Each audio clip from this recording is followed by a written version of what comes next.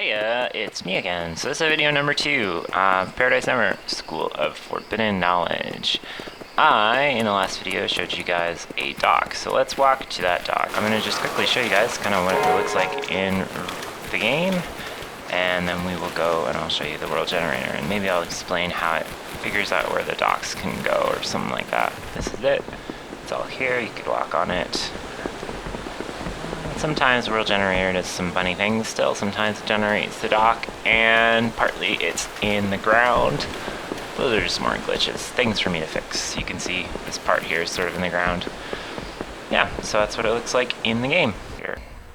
So like the easiest thing to talk about in world generation is probably terrain generation, which I'm not going to talk about today. So one way or another, the game goes through and it makes these islands.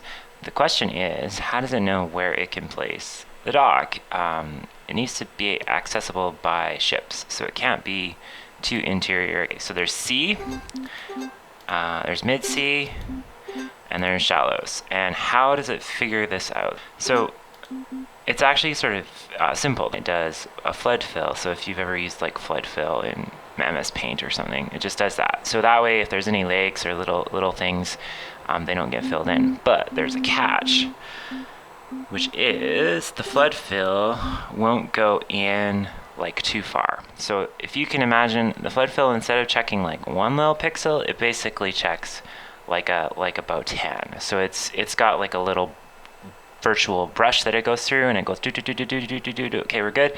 But then it like gets here. There's something here that it couldn't flood fill. You can't see it, but it was basically there's an area here which is shallow. If we went there on the map, we'd see that actually the sea was too shallow there. It also won't fill anywhere that kind of virtual brush can't get into. So even though there's water here, it's probably deep enough, it won't go in there to fill. And then what's really great is from that, basically, we just look for points along the coast where we could place a dock, and it uses a few different criteria for that, so such as like how close is it to the main city hall and stuff.